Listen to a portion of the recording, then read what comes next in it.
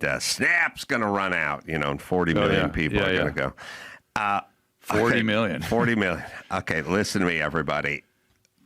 This whole thing of like 40 million people are going to go hungry. First off, those 40 million people average an extra 40 pounds on them over the average working American. If you took the average person that's on SNAP getting free food and the average person that gets no free food from the government, the average female who gets no free food from the government is 146 pounds. The average SNAP recipient is 211 pounds. So this is it a case food? point. This is our case point. I know. First off, we talk about going hungry. Nobody could benefit from a nice fast more than the SNAP recipient. I was reading at this. Bro, good morning. Good morning to my live studio audience. Listen to you. Wow, you're all so cheery. This early in the morning? I don't believe it. I think a live studio audience would be more like, yeah, that's how I feel when I wake up. Some people think I overuse a soundboard on this show. I don't care. I've gotten this far using it, and I have a blast with it, and I don't care. So we're just going to keep doing it anyway, because I love it. People come into the show, they're like, I don't like this. And then they leave, and I'm just like, I am not your target audience. You are not my demographic. You are not cool. This is a cool place for cool kids. And we like to keep our club exclusive. There's enough retards in the regular world. We need the IQ raised. Can we just get to a 90 IQ? Please. We live in clown world. I would prefer to live in a country that at least 90 IQ, guys. Do we have to be surrounded by 80 IQs? I guess we do. If you feel like you woke up in a fictional country today, you aren't alone. We have officially entered the era of the permanent banana republic. Now, normally, that means that a tiny elite class playing by one set of rules while the rest of us struggle to pay for eggs. But in our version, in bizarro 80 IQ world, the bananas are the NIMBYs. We're talking about the build absolutely nothing anywhere near anything crowd. And I can't claim credit for that. My old buddy, Patrick Hedger, he's a great follow over on X. Patrick Hedger was the one who came up with this term, banana, build absolutely nothing anywhere near anything. The Rust Belt complains about job loss and nostalgia. But when a $100 billion Micron factory tries to revive the region, the bananas show up to stop it. They're literally suing to block their own recovery in the name, of course, of wetlands and permits. It's a self-inflicted wound that proves that some places would rather starve in the past than build for the future. Not me, not my America. Because I, for one, am tired of being lectured. I am tired of being lectured from the anti-capitalist left and sadly the anti-capitalist right that, we need industrial policy. We need manufacturing in the United States. We need to raise your tariffs. We need to create tariffs so we can create jobs. No, you 80 IQ subhuman retards. No, what you need is to be able to build those factories. It's not raising tariffs on everybody in the country that's going to lower prices, is that you can actually build shit. And that's what America used to be known for. The Europeans, Eddie Izzard, famous British comedian, cross-dressing guy, transvestite, then went transgender, used to make fun of America because part of his stand-up bit was that he would do in a dress, which very funny bit, by the way, Dress to Kill. But part of his stand-up routine was that Americans, you tear down your history, man, and you build a car park. America builds things? We have 3,000-year-old buildings. Yes. And you're broke. Canadians I saw were angry that Alabama was richer than Canada. Alabama. Come on, America. Money, money, money, money, money, money, money. Subtards. Thank you, Thormok. Good morning. ¿Por qué no los dos? los narcos traficante, Lou Diamonds. Sorry, Cafecito Libre is next door. Now, nowhere is this elite class of idiots more obvious than on Capitol Hill. Exactly, Lou Diamonds. Tariffs and reduced... No, you're half right, Lou. No tariffs and reduced regulations. Low taxes, lots of building equals lots of money. But this week during the State of the Union, we saw this. There was an ultimate mask-off moment. President Trump called for a total ban on congressional stock trading. You'll love to see it. Thank you. That's my president. I don't care what anybody says about my Trump love lately. I think he's doing a damn good job. And you know what? When it comes to Iran, I think he's earned a little leeway. I don't give a shit. I don't care what leftists say. I don't care what the Groypers say. I don't care what Lulberts say. Trump's done a damn good job on foreign policy. Kiss my butt. Kiss my butt. Don't care. Oh no, the mullahs, the Iranians. I feel so terrible. Oh no, the drug traffickers are dying. No. I'm sorry, I just can't muster it in my heart to cry for them. Don't cry for me, Argentina. The truth is Javier Milei is fixing you. If only America could have Javier Milei here. Instead, we get economic nationalism because everyone is retarded and doesn't understand economics. Don't cry for me. Very rich Congress people.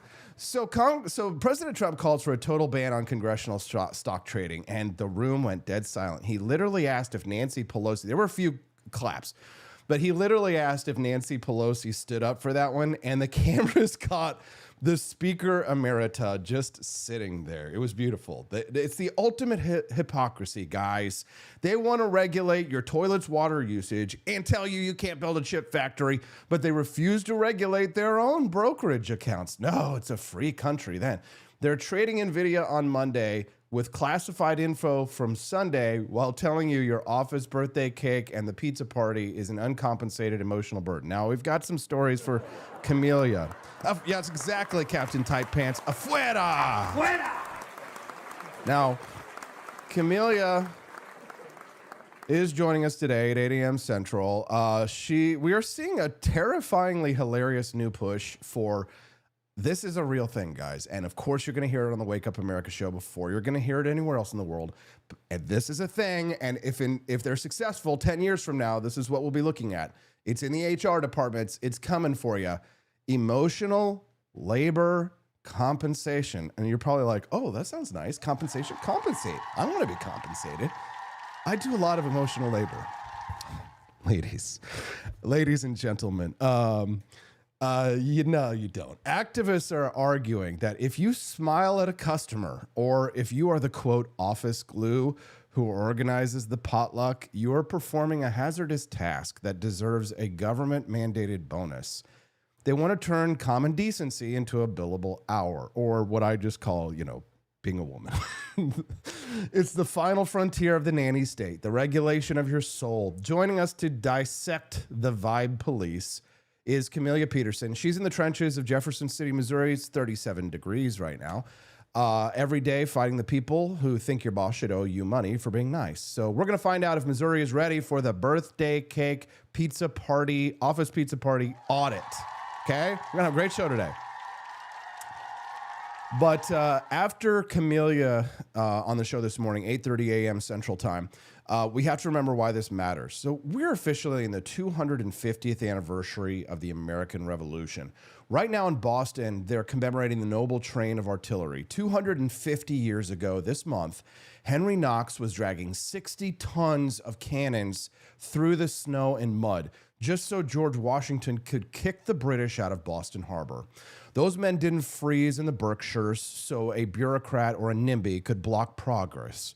We are built on the noble train, but we are being run by the gravy train. It's time to get back to basics.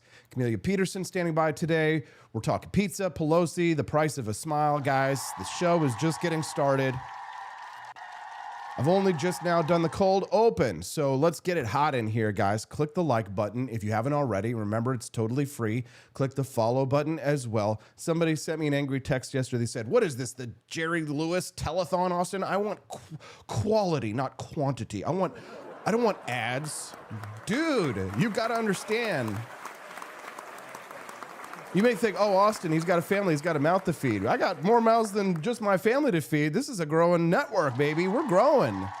We got new shows coming. Next week, we are launching a new show on the For Liberty Network. Here's an ad for you.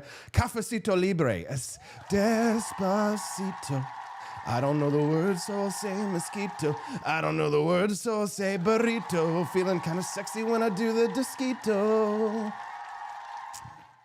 Anyways, let's pour some gasoline on the fire and support Maylene Salavarria, a Cuban refugee. She flees Cuba. She makes it to Europe. She finds a way to become an American citizen. She moves to the United States. She's a right-wing libertarian. She somehow becomes this prominent bilingual activist, a spicy Latina who is going to now star in her own show on my For Liberty Network. So here's an ad for you. Go to rumble.com/Cafecito Libre. And especially if you're bilingual, you speak enough Spanish to be dangerous, you're going to like Maylene Salavarria's show. So that's my plug for now. Let's move on.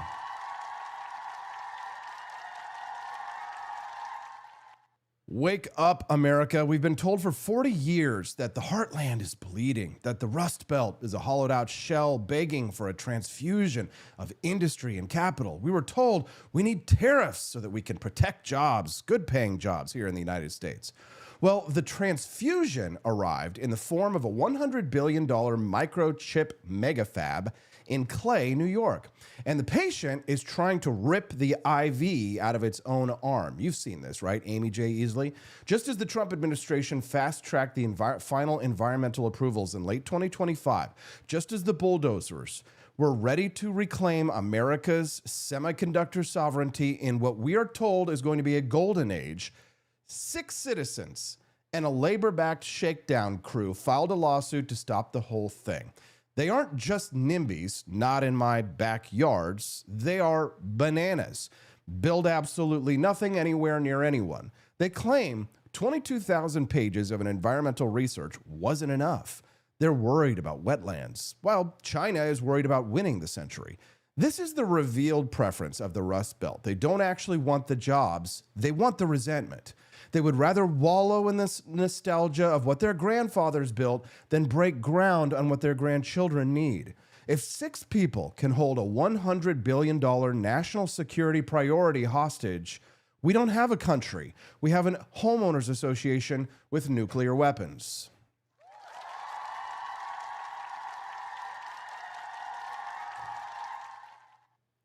But don't think this is just a left-wing environmental fever dream. The virus is spread to the right as well. Look at Big Rapids, Michigan, where the $2.4 billion Goshen battery plant is officially dead on arrival as of October 2025. So this was supposed to be the future of the American battery sector, but it was killed by a pincer movement of local recalls and nationalist paranoia. The state of Michigan is now in the embarrassing position of trying to claw back $24 million in land prep money from a project that will never hire a single soul. The opposition claimed it was a Trojan horse for the CCP, but the reality is that the people in Green Township recalled every official who tried to bring tax revenue to their starving county. We are seeing a new breed of anti-capitalism wrapped in the flag, where America first apparently means America last to build anything new.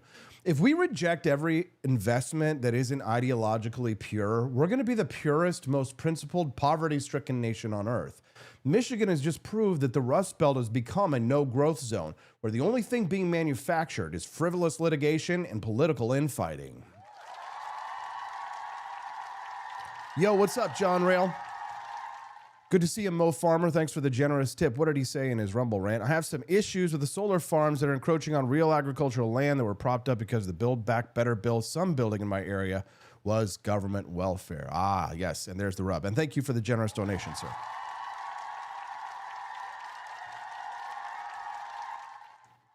The shakedown economy. Wake up, America. It's time to understand the mechanics of this scam because this isn't about frogs or flowers. It's about cold, hard cash. The groups suing Micron in New York, like Jobs to Move America, aren't trying to save the planet. They're trying to extract a community benefits agreement. That is the bureaucratic code for legalized extortion. They want legally binding hiring quotas, social engineering projects, and leftover scraps from the corporate table before they allow a single shovel to hit the dirt. Development in the Anglosphere has become a hostage negotiation. In Georgia, Rivian has been battered by residents suing to protect quote-unquote rural character. Guys, I live in the rural area. Let's talk about character. The state tried to recoup $500,000 in legal fees from frivolous plaintiffs. Rural character. I go down to this town near me, Lowman, near where I live. It is this beautiful old downtown area. And I remember, I was checking out the area when I first moved to mid-Missouri. I'm from West Missouri, but I moved to mid-Missouri about 5-6 years ago. And I remember going down to Old Town Lowman. And for those of you who know mid-Missouri or know Jefferson City or know this area where I live, in Lowman, there is a beautiful old downtown center. There is a meandering stream that wanders down to this little area where there's this old bar. And I am told that at one time that there used to be a fiddler in the rafters, not on the roof, a fiddler in the rafters of this old-timey bar, and this beautiful stream would meander down on these green hills, and this gorgeous downtown area that is now boarded up sits there. The bar is silent, no fiddler in the rafters. And I asked someone, I said, why with this beautiful downtown? Why are there no business here? Well, this would seem that what a great place for a donut shop for the locals to come in and do that. They said, no, nothing gets built here. Nothing gets built here unless the 5 old families make some money. Nothing gets built down here unless the 5 founding families of Jefferson City get paid on it. So guess what? Nothing gets built there. And that is the tragedy of these communities. That they're all of they want with their total boomer luxury communism is for their home values to go up and nothing to get built near them. They want the house that they bought in 1976 for a couple of raisins and a grape. They want it to be to go for $1 million, but don't build anything. Now, the donut shop might put powdered sugar in the air, might affect the rural character of these neighborhoods. Let me tell you, that is the rural character of these neighborhoods. I have lived in nice neighborhoods in the United States. I've lived in some trash neighborhoods. I have lived in some nice neighborhoods. And I'll tell you one thing, the neighborhoods that are not trash, they build. They're not dead. I've lived in Spanish Harlem in New York City. I lived at 108th and 2nd Street on the corner of 108th and 2nd Street. I used to get called a white tomato walking my way to the subway to work in the morning. Like a rose in Spanish Harlem. I've seen some bad neighborhoods. I've seen some beautiful neighborhoods. I've lived in Old Town Alexandria, Virginia, and even though it's old, it's still new. There's life there. They build there. Brad, BB for Liberty, you know the story. The historic look of Lowman. My wife bought a book full of history on it in Russellville this last week. Could you imagine, Brad, what it would be like to move in? Imagine if, Brad, you and I could go into business together. We could go down to Central Bank and get a loan. Imagine getting a loan from Central Bank. These guys, don't try and get a loan from Central Bank. Your small town banks aren't going to help you either. Albino tomato, AP, that's right. But these small towns, they're dead. They're dead. They don't want investment into their communities. They don't want it. The total boomer luxury communism is to prevent these neighborhoods from having life. Remember when you used to see, now I remember as a kid, some of these small towns, they were dying, but there was still life in some of them. Being a small boy in rural Missouri and walking around the streets of Peculiar and Harrisonville, and they had character and they had life. They had life. They wanted to grow. They wanted to build. There are some areas in the United States, some pockets of humanity left in the United States that want to see growth, that want to plant seeds for trees that their grandchildren will sit under. Plant seeds. Civilization is when men plant seeds for trees whose shade they will never sit under. That's what it means. That's what civilization is about. I stole that from some ancient dead Greek dude. I think his name was Socrates or something. I don't know. Are you guys picking up on all my millennial movie references? Old, dead textile mills there. Who's Lou Diamonds? Is this your first time watching the show, dude? What's up, brother? What's up, homie? Are you Chicano? Chicano on the inside. All right, so development in the Anglosphere is a hostage negotiation. So in Georgia, this company Rivian, they're just getting beat to hell, right? Because they want to protect the rural character. They want to protect the good dead look of these rural communities. The state tried to recoup $500,000 from legal fees because they had a lot of frivolous lawsuits, a lot of frivolous Bill and Ted reference. Throw them like, yeah, you got it. You got it. Nice. Excellent. So the courts told the state no in September of 2025, effectively telling every banana activist, build absolutely nothing near anyone, anywhere, at any time, that suing to stop progress is a risk-free gambit. So if you want to sue people, not only can you sue people, but you can get the money back for suing someone. That for the fact that you sued someone, stop progress, you can have them pay your legal fees.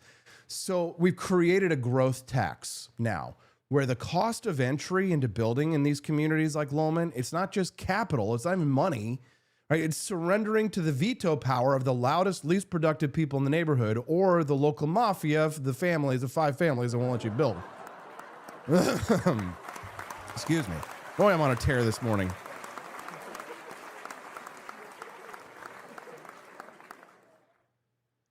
Let's move west to Nevada, where the Thacker Pass lithium mine, this is the largest deposit in North America to this point, it was held hostage for years by a single rancher and a handful of protesters. They claimed biodiversity necessity. I love it when the single ranchers come out with these environmental things and you're like, So they're arguing that breaking the law to stop the mine was a moral imperative to save the species. In late 2025, the settlement finally cleared, but at what cost? Nearly $400,000 in extra construction delays and millions in legal fees just to access the raw materials we need to stop relying on communist China. This is the administrative veto state in action. The National Environmental Policy Act, the NEPA, was written to prevent pollution, but now it's been weaponized to prevent production. It now takes an average of nearly 5 years, I think, to finish an environmental impact statement. And in that same time that we're fighting, China can build an entire city and a high-speed rail lane. Like, we're suffocating in our own paperwork. We're ensuring that the American builder is replaced by the American lawyer. If we can't move water in Arizona or dig lithium in Nevada, we aren't a superpower anymore. We are a museum.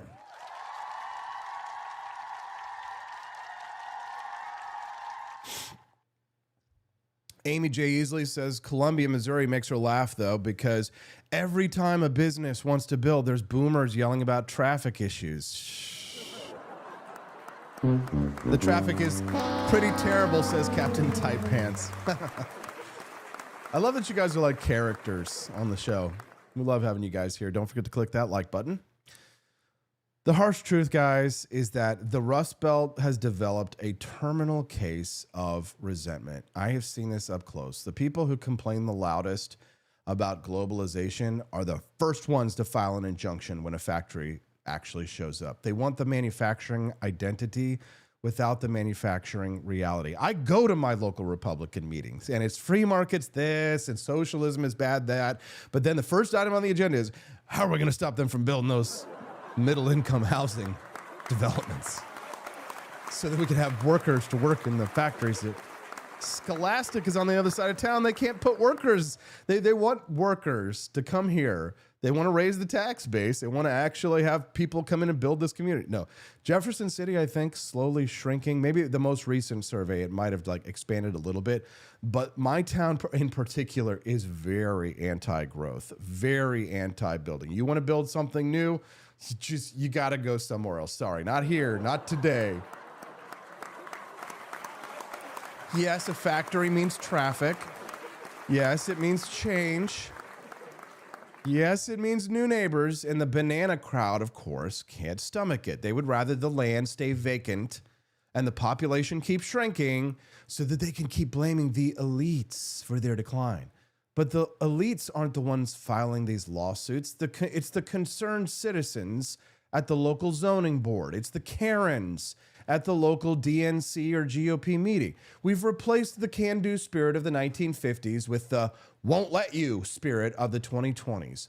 From the UK to Canada to New York, the entire Anglosphere is suffering from this paralysis. It's a self-hatred. We've institutionalized the slowdown. We're trying to manage decline. And we're rewarding the people who block progress while punishing the people who try to create it. It's the moochers. It's the producers versus the moochers. We are living in an Ayn Rand novel, and people hate her. They hate her. I love her. I love her. And I don't give a what anybody has to say. I am Randian libertarian. I am a big fan of Ayn Rand. Judge calls her Anne Rand. Ayn Rand. Ayn Rand, immigrant, too, yeah. Ayn Rand, the virtue of selfishness. The virtue of selfishness. It's a sad state of America that the thing that made us different from the whole rest of the Anglosphere, we are now allowing to infect it here. We see the rot in the UK. We see the rot overseas. We see it coming to the United States. Donald Trump was elected to reject that. And yet, why am I having so many arguments and fights with people who are in the Republican Party with me who have anti-capitalist overtures? I had to ask somebody the other day, what separates you from Bernie Sanders? And boy, did that ever make him stop. Boy, did they ever stop. It's like, what is different between you and substantively? I mean, substantively. Like, don't tell me that it's, oh, well, you go to church and he doesn't, or whatever, stuff like that. On a policy prescriptive level, what makes you any different from Bernie Sanders? What makes you any different? I don't understand why people can't just read Karl Marx, okay? Just read Karl Marx, okay? Just learn, understand. I hate so much. I can't tell you, God, it makes my head want to explode. The number of accounts that I see online, there are these anti-socialist accounts that are the biggest effing socialists in the world. It drives me crazy. Anti-social, no, you're just LGBT, weird, genderqueer, weirdo, lefty kind of stuff. And again, I get it. I'm anti that too. I'm anti-weirdo left as well. What I am really angry about is that there is no basic education. There's no basic economics. I saw somebody yesterday, they were complaining. They were like, Thomas Sowell shouldn't be your first introduction to economics. There are so many better economists than him. And I was just like, oh God, dude, I was like ready to violate his nap. I was ready to violate his nap. No, I'm an Ayn Randian. I believe in pure free market, unbridled capitalism. I believe in freedom. That's what capitalism is. I believe in capitalism. I believe in freedom. That is what made America great. When we are rich, we can take care of our families. Without money, how can we take care of our families? Grizz Cheese says, I have hair and I'm not rich. What are you talking about? You making fun of my hairline, boy? You making fun of the fact that I'm losing my hair too? You ripping on me, boy? I'm not neurotic about it at all.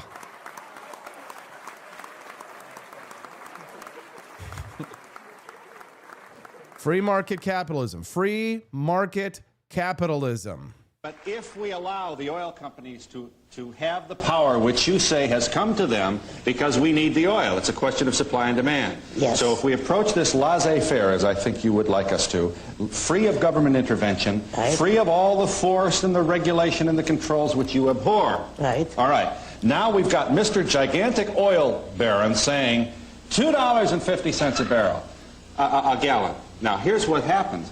The blue-collar guy who's trying to make a living and feed his kids can't buy gas for his truck, can't possibly survive in the free marketplace, and suddenly he's on welfare, and he's got to go for a handout, another feature of government that you abhor. You can't have it both ways. But all this is economic fallacies. To begin with, nobody in a free society, now we're talking about a free market, Yeah. in which the government doesn't interfere, nobody can become a monopolist. All monopolies are created by a special privilege for government. It's only by an act of government that you can keep competitors out of your field. Therefore, you couldn't become that kind of monopoly. The power you hold as an industrialist is not the power to use force. It's the power of producing something of value. That people want. Yeah. And it's the people who literally control you, because every purchase is a vote in the favor of some businessmen and in a way against others. It's the public who decides what they want to buy and what they pass up.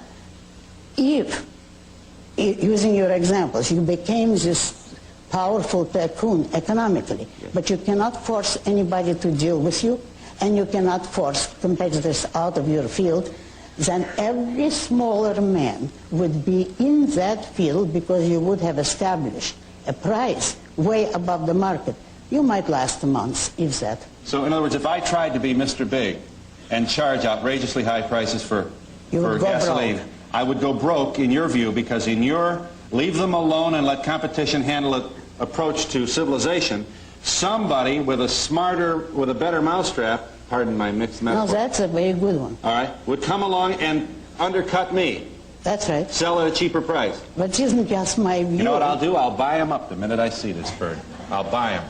I'll own him on Tuesday. And where will you get your money when you're not I'm already allowed? holding them up for $2.50 a gallon. But they're not paying you. You say they're all going out Well, of they've got to get business. to work. We're married to a petroleum civilization. All There's no way right, to- this has been done, you know.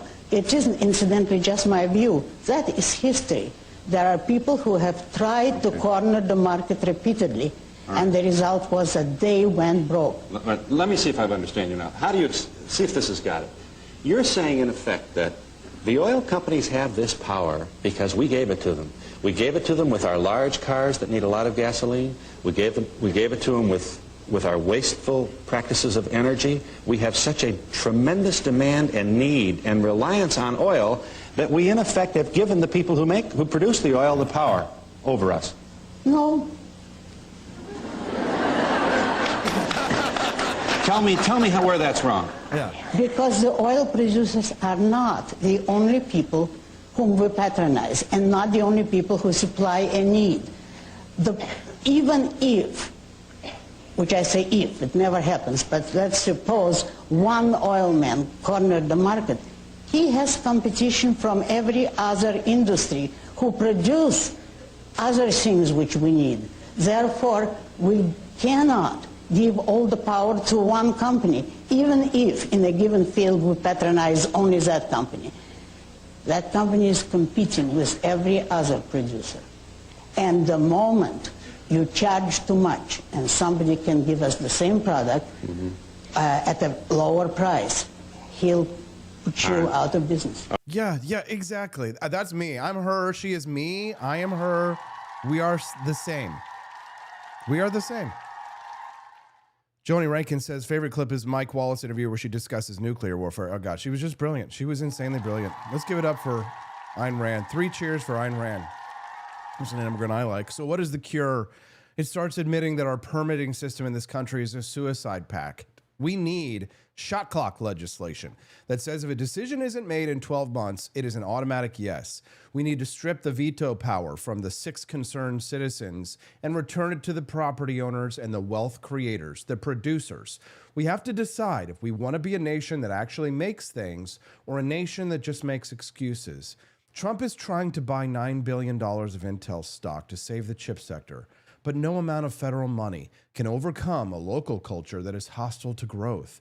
We need to stop protecting the rural character of dead small towns. We need to start looking at protecting the economic character of a nation that wants to live and grow and thrive and survive. Wake up, America. The banana republic is here. And the only way out is to start building again, anywhere, everywhere, and fast. If we don't reclaim this builder ethos, the only thing left to manufacture in this country will be the ashes of our own potential. It's sad. It's sad.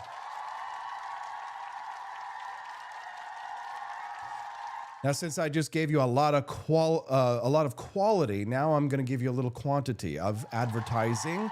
What's wrong with that? Don't go away. I have to make up and write my own ads. So you want to see how good somebody can just throw out an ad at the last moment, just drop an ad real quick? Well, how's this for an advertisement? If you get up early in the morning and you are running on coffee and you haven't tried Founding Flavors coffee, you are missing out. They don't want you to know that this is the best coffee in the world. And I will tell you, I drink a lot of coffee. I've been drinking coffee for years.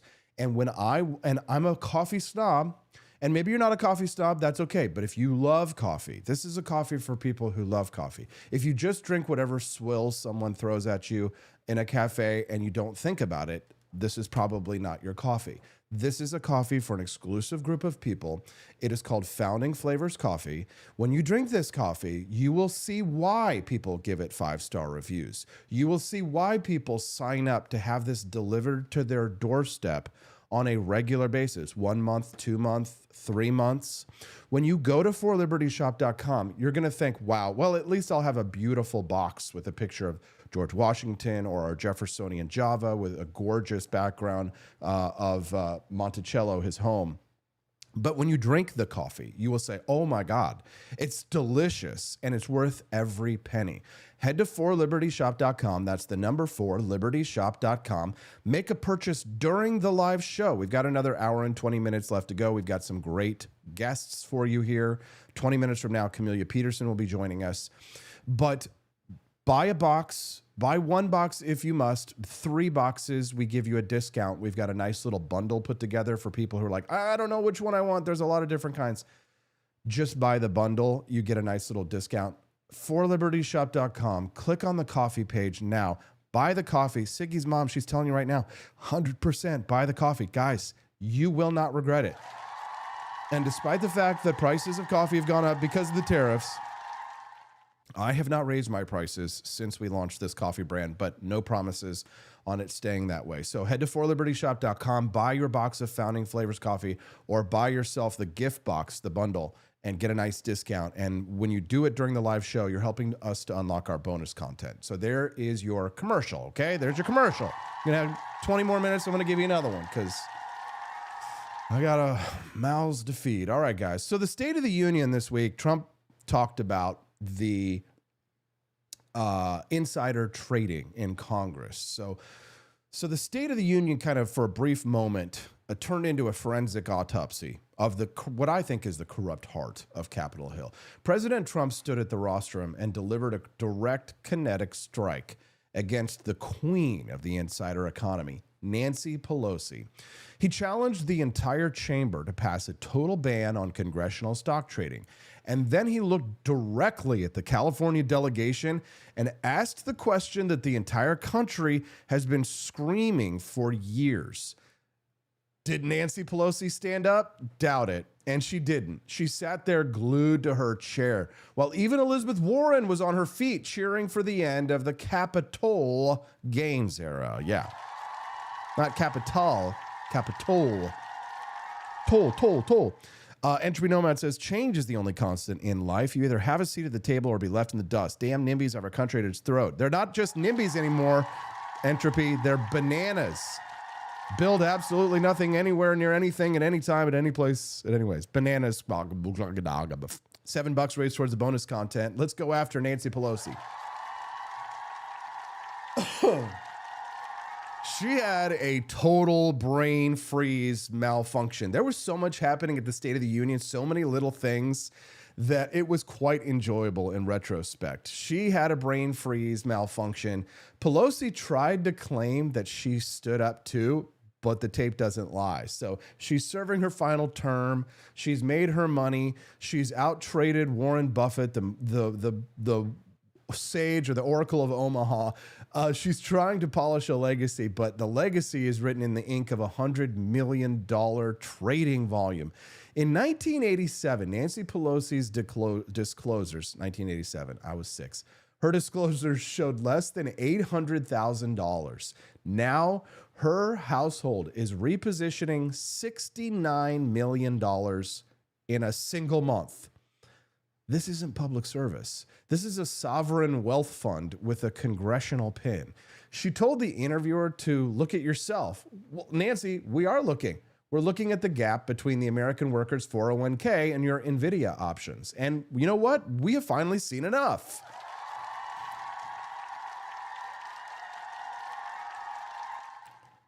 All right, the HR 7008 kill shot, but this isn't just a jibe. This is a legislative revolution called HR 7008. Write that down. The Stop Insider Trading Act. Call your congressman. Introduced by Chairman Brian Stale. This bill is the most aggressive piece of ethics surgery in 50 years. It doesn't just restrict trading. It bans the purchase of individual stocks for every member, every spouse, and every dependent child. No more Paul Pelosi loopholes. If you want to sell what you already own, you have to give the public 7 to 14 days of advance notice. Can you imagine the American people getting a heads up before the elites dump their shares on your head? And the penalties are finally getting very real. We're done with the $200 parking tickets of the old Stock Act. Under HR 7008, if you break the law, you pay a fine of $2,000 or 10% of the total trade value, whichever is higher, plus the forfeiture of every single cent of profit. It turns the congressional cloakroom from a hedge fund into a public service office again. It's high time. Now, the bill just cleared its committee 7-4. This is ongoing, and every single Democrat on that committee voted no. They're telling you to your face that they value their brokerage accounts more than your trust. I'm telling you, this is happening right now. If you're watching the Wake Up America show live at 7:47 a.m. Central Time or 7:45, depending on which computer it is, if you are watching this live, you're hearing my voice right now, and if you have never called your congressman before, it's so easy. Call your congressman. Find out who they are. Just Google it. Find out who the damn congressman is. If you don't know. You should know. You should have him on speed dial. Damn it. But here today is the day. Today's the first day of many of your lives that you're going to do it. You're going to pick up that phone, and you're going to call your congressman, and you're going to tell them to support this bill. Right? Don't let them tell you they're just good at investing, okay? The 2025 data from Unusual Whales is out, and it is a horror show of rigged returns. While the S&P 500 was up a respectable 16%, the elites were annihilating the market. Representative Warren Davidson posted a staggering 78% return. Donald Norcross hit 71%. They're not geniuses. These are referees betting on the game they're calling. The top 10 performers in Congress all beat the market by more than 2 times. And you sitting here with Schwab or with Robinhood thinking you are going to make money in this market? The referees are betting on the game.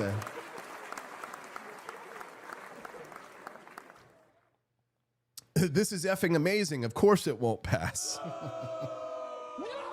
God!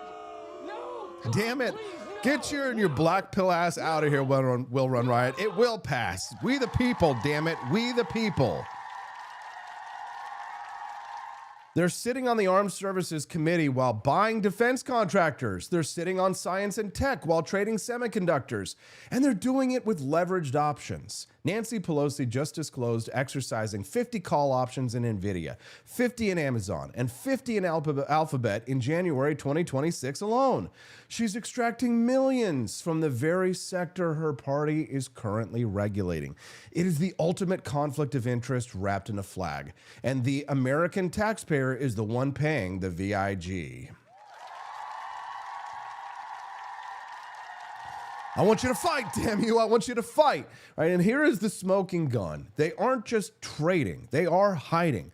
The current system is so broken, it's become a suggestion box. Look at Senator Markwayne Mullin, who disclosed trades in late 2025 that were 953 days late. One of those trades was up 134% by the time the public even knew he bought it. He waited 2.5 years to tell you he was profiting off the defense sector while sitting on the Armed Services Committee. Then you have Representative Lisa McClain, who dropped over 500 late trades in a single day last August to, quote, correct her record. They'd rather pay the fines than give up the $1 million edge. We have over 1,200 late disclosures from 40 different politicians in the last year alone. This is the definition of a banana republic, where the laws are for the little people and the loopholes are for the legislators. They're treating the United States Treasury like an ATM and the ethics office like a joke. It's time to fight back, damn you. It's time to fight. I want you to fight, damn you. I want you to fight. The most chilling part of all this, though, is the flight to safety. In 2025, while lawmakers were on cable news telling you the economy was resilient, their own money was running for the hills. Congress divested $170 million from the stock market and poured $57 million into government bonds and municipal debt. They saw the tariff wars and the spending cuts coming because they were the ones drafting these orders. Representative Josh Gottheimer miraculously exited his tech positions just days before the Doge Commission announced massive cuts to U.S. aid contractors. Susie Lee dumped casino stocks weeks before the Liberation Day tariffs hit the sector. They have the weather map, and they're selling you umbrellas while they're building an ark. Don't believe their own press releases. Believe their brokerage statements. This is the revealed preference of the elite. They bet on the disaster that they are going to create.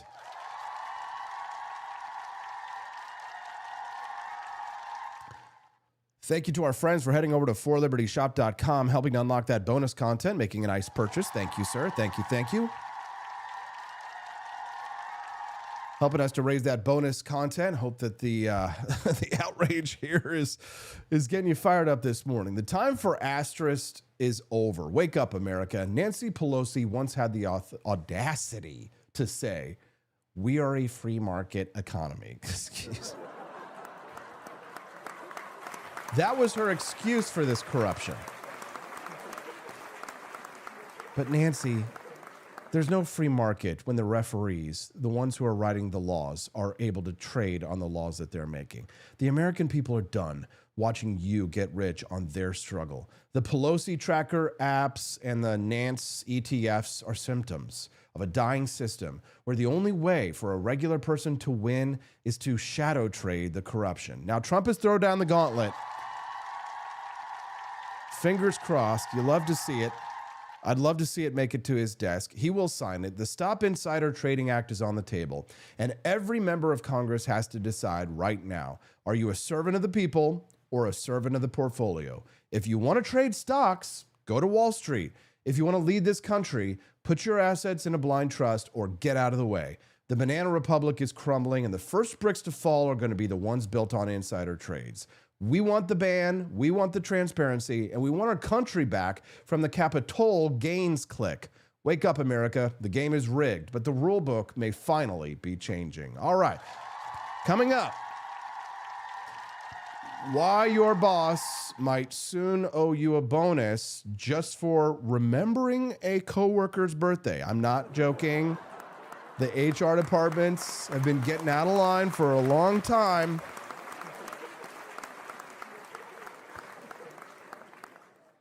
I'm telling you that the HR departments, they're coming for your freedom. So we're going to dive into, in Camellia, when she comes up here in about 5 minutes, and we're on the way to the bonus content, but we haven't raised $100 yet, so it's commercials for you guys. If you want to see today's bonus content, I produced a 5-minute Lego mini documentary about the battle for Boston, so it's really cool.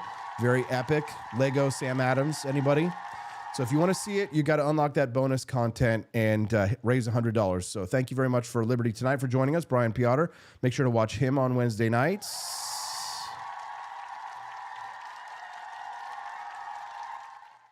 So keep unlocking that bonus content. Be like Joel Ledamore. Head to forlibertyshop.com. Make a purchase during the commercial break. If we hit $100 raised, I will play for you my cool little Siege of Boston mini documentary. So coming up, guys, Why Your Boss Might Owe You a Bonus for remembering to have a pizza party once a year. So we're going to dive into the bizarre new world of emotional labor laws and the government's plan to regulate your office vibes. So, Missourian Camellia Peterson, we're not related. She's an ON, I'm an EN. She's going to join us next to explain why the Nanny State wants a seat at your next office potluck. Don't go anywhere. We'll be right back. This is the Wake Up America show, and we're on the For Liberty Network, baby.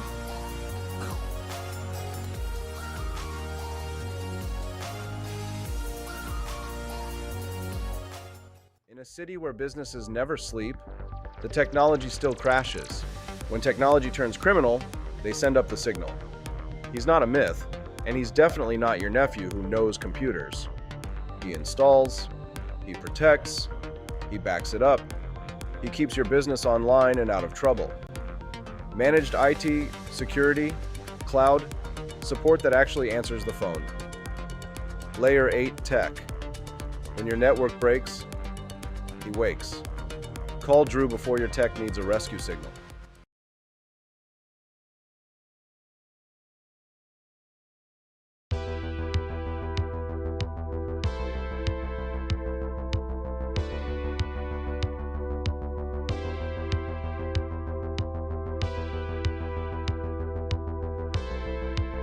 Are you tired of the strange radioactive effects of leftist culture? Do you ever wonder what happened to good old-fashioned American values? Well, fear no more, because there's a new force fighting back against the cultural rot of today. Introducing Culturama, a right-of-center talk show that's taking back the future today. Hosted by none other than blonde bombshell herself, Daniela Pensack. She's not just talking, she's taking culture back. With sharp takes, brilliant guests, and a few surprises along the way. Tune in to the live video podcast twice a week, because the future doesn't have to be weird. It can be Culturama. If there wasn't going to be somebody who was a fiery champion of liberty, somebody who would get out there and who would be aggressive, and if they wouldn't do it with more fire or passion than I had, then I would go and I would fight this battle for us. I've fought for the principles that we all share. Parties tend to be secondary to me. We're here because we believe in the principles of liberty. I am not a perfect messenger, but I think I'm a damn good one. This is a replica of our first president's flintlock pistol. You have my full support, my respect, and my gun.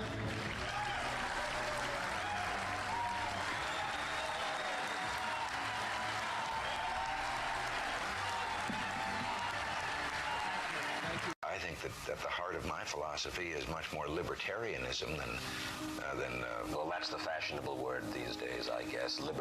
A conservative is no longer just that. He's a libertarian, and always has been.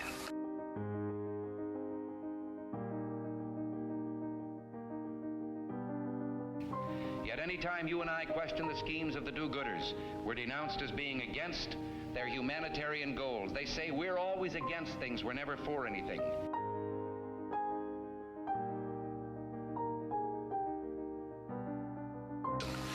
What is fascism? Fascism is private ownership, private enterprise, but total government control and regulation.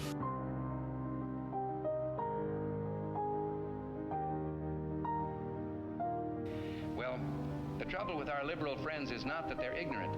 It's just that they know so much that isn't so.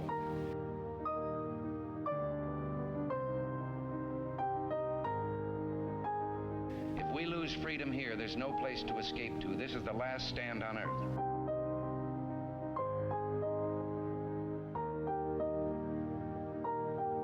This is the issue of this election. Whether we believe in our capacity for self-government or whether we abandon the American Revolution and confess that a little intellectual elite in a far distant capital can plan our lives for us better than we can plan them ourselves.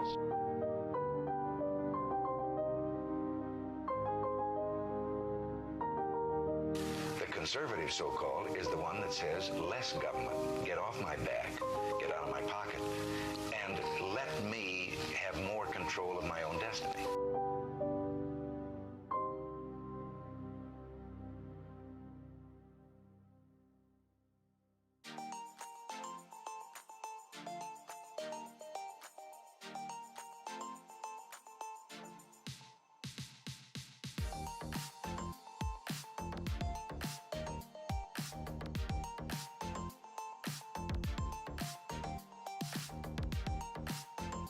The left in America tells us not to have kids to save the planet, but in Cuba, they stopped having kids because the state destroyed the earth.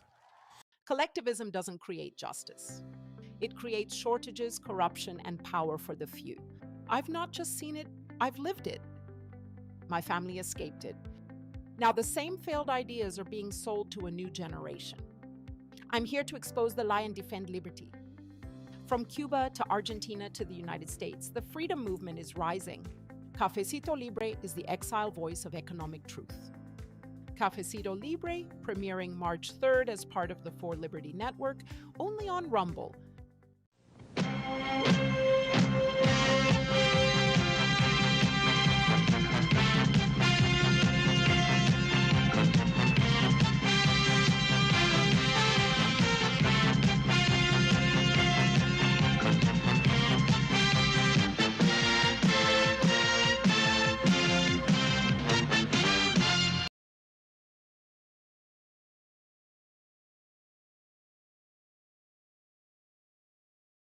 Here at Alligator Alcatraz, the fence keeps them in. But slip up, and you're on my plate. Looks like breakfast is making a run for it. We got 3 hot meals trying to check out early from Alligator Alcatraz. They can splash, they can sprint, but there's no escaping. Yes, good morning, Rise and Freedom. I'm Austin Peterson. You're watching Wake Up America show, and here we love guns. Camellia, she's got a gun. She's joining us live Tuesdays and Thursdays at 8 a.m. Central. What's up, CJ? How you doing? Good morning. We even have a mutual friend who loaned me a pink AK. Oh, no, not an AK. Sorry, AR. Oh, okay. I was going to say, this is America. No, a pink AR. Okay, well, hey, it shoots. You got to be careful about those things, though. We won't go too far down this rabbit hole, but I've been watching some documentaries recently about lawyers talking about self-defense, and they say that if you show up and you shot them with a pink gun, that the jury takes you less seriously, which, honestly, they might have a good point there. Fair. Anyway, so let's talk about our workplaces. In 2026, the government is not content with just taxing our paycheck. They also want to audit our emotions. So what is happening in the HR departments around the country is making its way into memes. Camellia, have you seen some of the HR hate that started to filter its way into culture? Sure, for sure, yes. Don't we all have a little HR hate? Yeah. So the thing that most people think is, it's human resources. They're here to help the employees. No, they're here to help your bosses. They're here to help. They're there to protect the company, not necessarily protect the people, right? It depends on the company that you work for, but yes, I'm sure that is their primary role in our litigious society. Quite litigious. So there's this growing movement of HR experts and academics that they're now pushing for something called emotional labor compensation. So the argument is that tasks like faking a smile for a grumpy customer or being the office glue who organizes the pizza party, those are actually occupational hazards that deserve a government. Yeah. Who knew you would get hazard pay for smiling? Okay, so Camellia, if the government starts mandating emotional labor pay, do I get a tax credit for every time I have to pretend to agree with a politician's speech, or what's your thoughts on this? I mean, yeah, this is where we are in the 21st century, where we are relying on the government to regulate our emotions rather than regulating them ourselves. So, there's this joke that's been going around, the birthday cake compliance officers. But do you think that this could get a congressional hearing at least? Do you think that it could get a bill with a sponsor? In the current administration, I don't think it could get a hearing.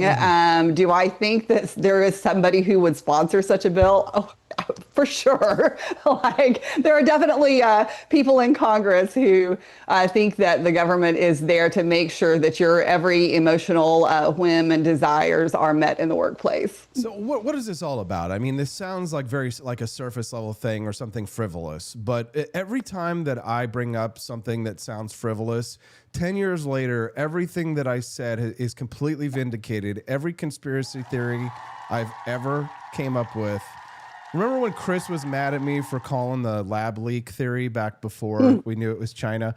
But my conspiracy theory is that this stuff is going to make its way into legislation soon. And I think that if Democrats controlled Congress, this is absolutely the kind of stuff that they want to do, because DEI is getting killed off in so many ways. So the rebrand is going to come through these HR departments, and they're going to try and push it in corporate America. What do you think? I mean, I wouldn't doubt it, but here's the thing. I think this is a multifaceted problem as usual.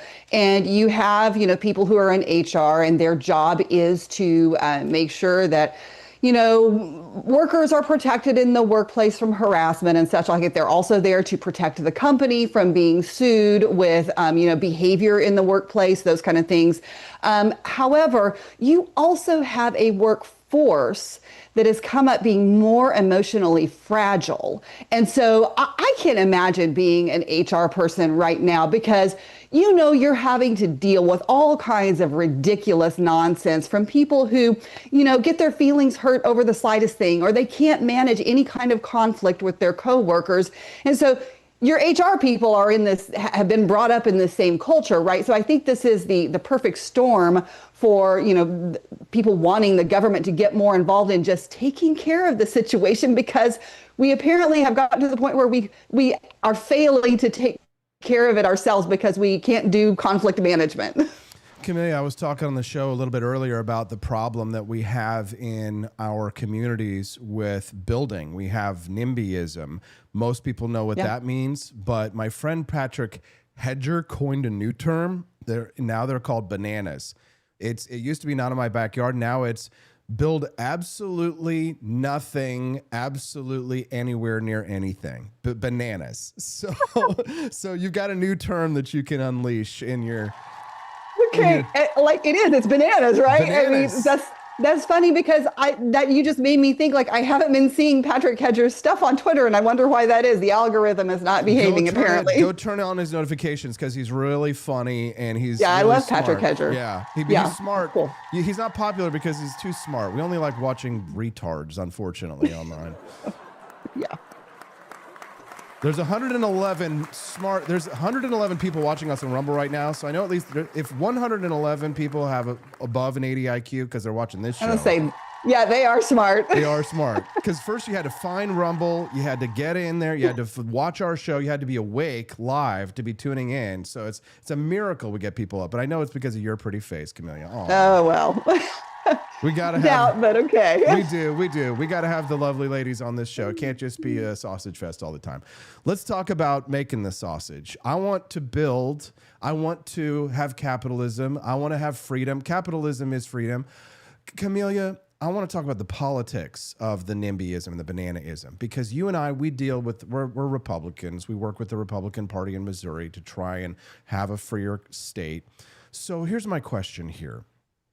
Are you seeing that the Republicans are the ones often that are making the anti-capitalist arguments? Because they're talking about things like the rural mood, the rural feel, right? But when I go to these rural communities, you go to these rural communities, they're hollowed out. These little towns are dead. But they're dead not because we don't have high tariffs, Camellia. That's not the reason we don't have jobs. We don't have jobs because total boomer luxury communists will not allow us to create jobs in the communities. No, this is true. And you see it, I mean, like in rural areas, especially too, when you talk about union labor and right to work and things like that, we have obliterated those communities because we've not given them any options to incentivize companies to come in and build in their area. So no, you're 100% right. I mean, and it's very frustrating because there are so many times that on the right, we see the NIMBYism and there is this mindset that the government is there to protect you from every possible negative outcome. Yes. And that's just, it is pervasive, and there are a few still on the right who don't have that mindset.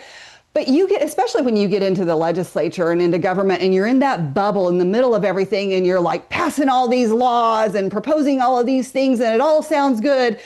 But it's also all government taking care of people when they don't need to be doing that. That's not the job of government. Now, the job of government is to protect people. So like if you have, the people's rights being violated, that's one thing. But it is frustrating. And I actually think that this too goes back to even the HR idea, where we have such a fragile society where people expect, to be taken care of in so many ways. I know I've mentioned this a couple of times, but all of this always brings me back to the book that I'm reading right now, which is Ben Sass's The Vanishing American Adult. And there's I'm not even halfway through it, and there's just so much content in there. It's so rich with content that talks about why we are where we are and so many problems that come out of that, because we have set our kids up to expect to be taken care of and to be emotionally fragile. We've not been intentional in making them adults that are responsible. And so, that's, Camellia, I think that all goes to where we are. Great book recommendation. Thank you for that. And thank you for the book you got for me for my birthday. Excited to read it.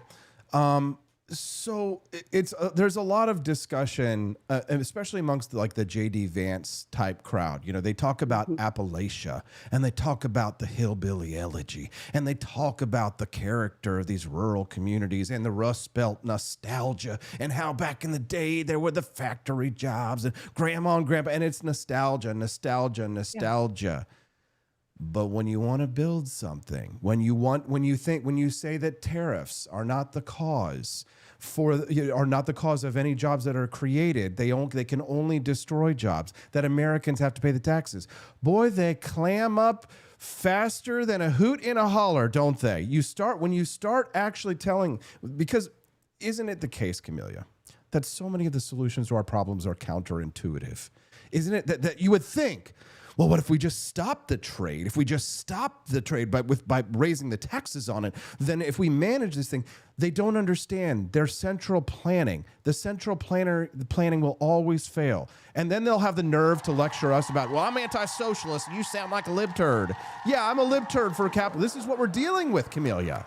This is the level of stupidity. They will argue. They will have they'll show up. We're anti-socialists, but they are total boomer luxury. They are anti-socialists in theory. They are total boomer luxury communists in practice. Are they not? Am I wrong? Yes. Well, am I wrong? No, I'm 100% right. I'll answer that. So here's the deal. You hear all of this talk about manufacturing jobs, and I don't talk to many people who are longing for the mines and the factories. Most people, really, I know, right? They don't yearn. Are you telling me people don't yearn for the mines? Of course they do. Oh, you think so? Yeah, that's why they play Minecraft. It's the same thing. When you're playing right. You're playing Minecraft, right? No, they're like Zoolander. I got the black lung pop. You know what I'm saying? Yeah. So there's a natural resistance to change and progress always. But for once, it would be nice if the right and conservatives took progress by the horns and just, ran with it, because if not, you let people who are going to use it to control you take charge. They think that unbridled capitalism is what allows libertinism, right? So what they don't like is that people are using the freedom that capitalism gives them to do things that they don't approve of. And that is in essence what a lot of this boils down to, is that some people have a pathological need to control others. They want, and the ones who are at the worst end of that one, they don't want to just control our physical bodies or control our ability to build on our own damn property, but they want to control what we believe. They want to control what we think. Now, you'll find that more on the left than you will on the right. The left is much more about hive mind, hive control. But there are too many on the right who really think that it is their God-given right to go to their local government and that their petition for a redress of grievances is that their home value went from 1.5 million to 1.3. Do you remember, the time on the right, was it a decade ago now, maybe a little less than that, where Ben Shapiro was the conservative darling, and the phrase you always heard was, facts don't care about your feelings. And that has, the more I see right now, I think people have totally forgotten about this, fact-based approach to things on the right, because they very much approach everything in terms of feelings. And so there is just this fear of change on the right, and this mentality that I just had a legislator talk to me last night about autonomous vehicles. And what if, an autonomous vehicle has a passenger and drives off into a ravine and there's nobody to call the police? And I was like, well, what if a person driving a car by themselves goes off into a ravine and it's just there's no one to call the police? We have the same scenarios going on here. What if? You can't control for every single outcome. And so it just creates this irrational fear of progress and things that actually can be more helpful to us by far than harmful. It's very frustrating. No, it is. And it's, that's why I made the tweet the other day. It's not left versus right. It's Luddites versus techno-optimists. It's builders versus destroyers. And we can't let the bad guys win. We can't let the nanny staters, we can't let them win. I refuse. Now, I don't know. And go ahead. Here's the thing is this is where there is a separation in MAGA between President Trump and his base, really, because he is actually very pro-progress, pro-data center, pro all of this stuff, pro-building, right? Deregulation. But it's his base that are saying, nope, wait, hold on, stop. Trump believes so much in building and progress that he is very strongly in favor of eminent domain. Well, I wouldn't go that far. No! Stop. So at that point, we all become, Oh, gosh, yeah. Well, proper role of government, taking stakes in private companies, et cetera, so on. Camellia, this is a good subject. It's an important subject, but I think it's important to note that we have a nice big audience today, and it must be because I have this beautiful woman who I'm not related to. We're not married because her name is S-O-N, and we're not even cousins. So Peterson is my last name. Peterson is Camellia Peterson. And if you're here watching and you're like, God damn, that's great chemistry, we're good friends. And she comes. This is true. This show has been on live for over 3 years now. And almost without question, every Tuesday and Thursday at 8 a.m. Central, Camellia Peterson and Austin Peterson are just jawboning. Just jaw. Barring the ever once in a while 8 a.m. hearing. Barring the 8 a.m. hearing. Now, if you're watching the Wake Up America show and you're enjoying it, please do click the like button and follow, because if you click the follow button, you'll get a notification, in theory, when we go live. Some people say they don't get it. But if you want to join us Tuesdays and Thursdays for Camellia and I, this great chemistry, enjoy these conversations, then please do click the follow button and support the show. We appreciate it. Okay, so Camellia, if we want to build, we have to kind of have an attitude. You know what I think Americans lack is just discipline. Just discipline. Sure. Because in order for you to have to be a mature civilization, there have to be people who engage in mastery. There have to be people who, do a long period of toil. But because everybody wants everything right away, the conservative impulse of delayed gratification, it's spend, debt, broke, and so without the willingness to delay, to take a little bit of pain, $1.5 million down to 1.3, but I promise you that in the long run, the property will accrue value as long as you maintain that property. It's just that without the discipline that's required, I see it in my kids in karate. Last night we did our first ever, as a sensei, belt test for the kids. Oh, 3 little yellow belts now. They were so proud. But they had gotten there because of discipline. I see it in some of these kids it's stark how much martial arts will give you a glance into human behavior. Because if there's one thing that I don't see is a lot of discipline, whether it's lawmakers, right? Staying the course, right? I've been doing this for 20 years. I've been doing this show for 3 years. You know what kind of discipline this takes? Pat myself on the back. But, yeah. 5 days a week. But discipline. You see it with lawmakers, that there's just a lot of short-term TikTok brain. Sure. I mean, like everything is like, put out the fire, like right in front of you. Don't think about, what's long-term prevention and protection. There's no legacy legislating anymore. Yeah. It's very hard to get that kind of stuff through because a lot of the kind of things that I work on they're the nerdy, wonky things that are boring and they don't get a lot of clicks online, but they're the things that make the biggest difference in our lives. And it just is,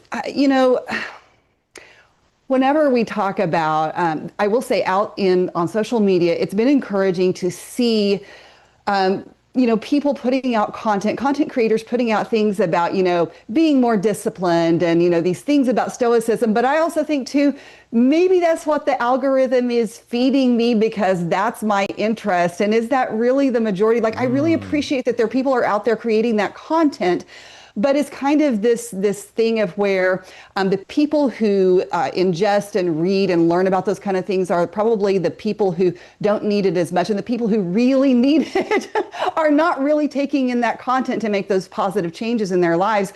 So it is like we are a very short memory society because we are advanced and we're a very wealthy society. Like our poor people are not truly poor by world standards. How dare you? So we've just, I know, Greta Thunberg, how dare you? Where is it? Oh, you're right. So yeah, I think that's where we are. Camellia, so it is harder to teach people to be responsible for themselves. Camellia, I love these conversations because I know that I can kind of veer off and meander. So I'd like to ask you a question about a separate subject, just to talk to you a little bit about the artificial intelligence problems. I mean, we're having problems building data centers for this. Like that's part of this NIMBYism banana republic.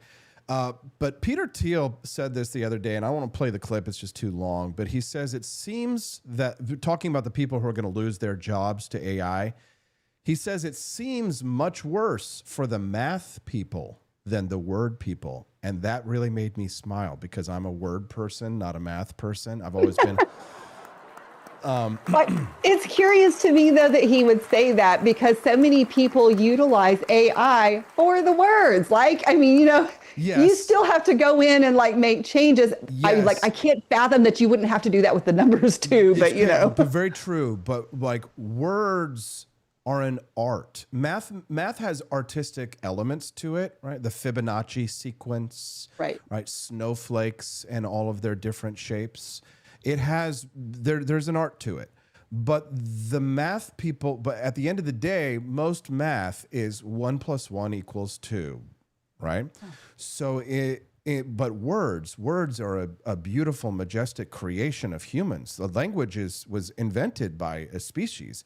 We created it. So artificial intelligence, math created us. And then we created math to some extent, right? The words are how we defined what already existed. So AI, computers, ones and zeros, it can act in binary and it can solve a math problem, but it can't write Shakespeare. I tried to write something have it write something that sounded like Mark Twain. Can't do it. Yeah. Right. Well, and here's the thing is language is subjective in so many ways where, math is objective, but look at how many words we add to the dictionary every year with the slang that comes up and the different things and, terms catch on and become everyday language use. So there certainly is a far more creative and subjective aspect to language. So I can see that. I will say that I do have to, even with my my staff and my organization, if we're creating, an event or a description of something or whatever it is, and you can totally tell, and we all use it, you can totally tell when you use ChatGPT or something like that. But the rule of thumb is you always have to un-ChatGPT it, go in and take out all of the adverbs and the adjectives and, anyway. So You can tell, though. You can totally tell when it's been ChatGPT and when it's a person anymore. Yeah, for sure. Camellia Peterson, I use ChatGPT. I can't use it to write this show because it's bad. It's kind of lefty. But an interesting little tip for those who are interested in AI: Gemini, strangely enough, Google's platform will actually write some right-leaning libertarian sort of sounding stuff. But at the end of the day, there really isn't an LLM that will write truly what you and I believe, which ought to tell us something, that all of the AI is being created by people who obviously don't understand us. They don't, there's a brain differential between, a thought differential between Silicon Valley and people like you and I. Sure. Yeah. And I don't know how to write an LLM or create something like that. So it's a little scary, AI. I don't know if it kind of freaks you out in some ways, but it definitely is a little scary to me in some ways. Sure. I mean, I think, the unknown potential that is there. I mean, and I'm a little bit more of an optimist in thinking that it probably is not going to get to the point where it could just take over, because I think it misses and is not, just kind of like what you're talking about with Silicon Valley. It kind of misses that human creative spark because everything is inputs. So I don't know. I'm a little bit of an optimist on that, but I do also acknowledge that there definitely is the possibility for some very negative outcomes. Yeah, for sure. Well, I really appreciate you taking the time and being with us every Tuesday and Thursday, Camellia. It's a beautiful thing to have a friendship that we get to share with this community, and we get to have these conversations in public with everybody. I think, in the future that a lot of people are going to look back at the archives of Austin and Camellia 1,000 years from now. Is there anything that you want to share with our audience before we let you go? Well, the only thought that's been in my head since you were talking about Ayn Rand earlier was when are you going to come out with the I am Ayn Rand shirts? There you go. All right. Stephanie, if you're listening, I am Ayn Rand shirts. Brad, put it in the queue for today. Send it to Stephanie and let's get this network built. It's really going well. Next week, Cafecito Libre, Camellia. That's awesome. I can't wait. Have a good one. Have a good day, everybody. Bye. Do not move in together. That's too easy. Go through the whole deal. Get married. I don't care who the other significant is. You've got to really build something together, make a commitment, and then fight to keep it. Of course, you're going to have tough times. And it's easy if you've just moved in together to just walk away. But if you're married, that's much tougher. That's why marriage works all around the world. Not so easy to get out of, and it makes you fight to stay together. Think about that. Thank goodness you know me. Yeah. Do not move. He is actually pretty wonderful. I like Mr. Wonderful. Anybody else a fan of Mr. Wonderful? He's probably the closest to Ayn Rand there of all of the sharks. What do you guys think? I have to say thank you so much to M. Osbor 23, Entropy Nomad, Mo Farmer, and Steelbringer. They've all made donations to the show today. We're not on track to unlock the bonus content, but that can change so fast. If you go to forlibertyshop.com, when you go to the For Liberty shop at forlibertyshop.com, you will be shocked at how many incredible, fun, beautiful, patriotic products we have that Stephanie and I and Brad have made for your pleasure. For you! We did that for you! Happy 250th birthday, America. Go to forlibertyshop.com, and when you do, you'll see all of our awesome libertarian merch. Join or Die Snake 250 years strong t-shirt. It is a big winner. Stephanie designed that one. Stephanie, you rock. Join or Die 250 years strong. Still going strong in a variety of colors. This one is a beautiful one. I actually like the plain gray. Don't you guys? That's an awesome shirt right there. Athletic Heather, make sure you get the right size, guys. Somebody yesterday was like, I got the wrong size, but it turns out they got the right size. Thank you for ordering from the Griff Shop.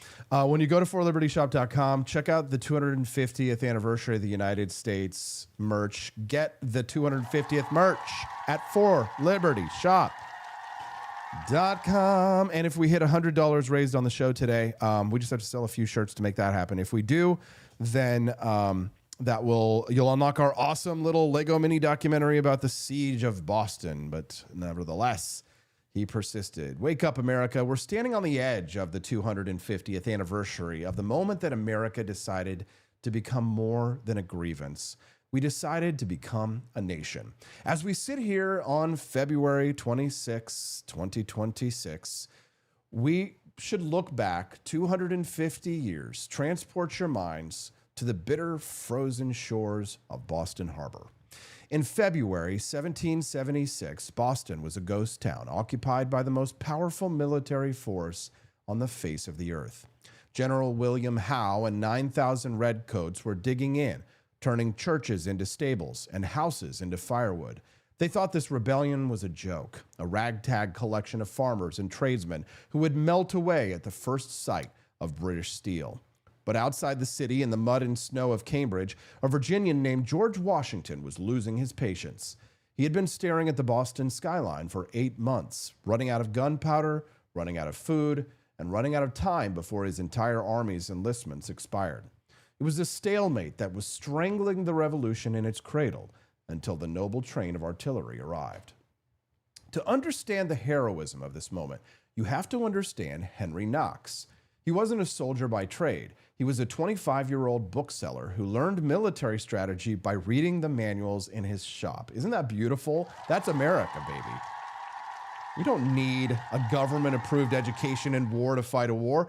George Washington needed cannons, and the only cannons we had were 300 miles away at Fort Ticonderoga, buried in ice and tethered to the frozen wilderness. Knox told Washington he could bring them back, and everyone at the time thought he was crazy. He dragged 60 tons of iron across frozen lakes and over the Berkshire Mountains using oxen and sleds. He crossed the Hudson River twice, losing some cannons through the cracking ice and diving into the freezing water to fish them out. By late February 1776, the miracle was complete. Henry Knox arrived in Cambridge with 59 cannons, giving Washington the thunder he needed to break the back of the British Empire.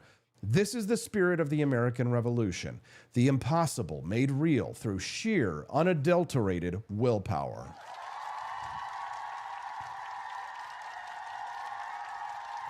But with heroism always comes treachery. While Washington was planning the master stroke, Boston was crawling with spies.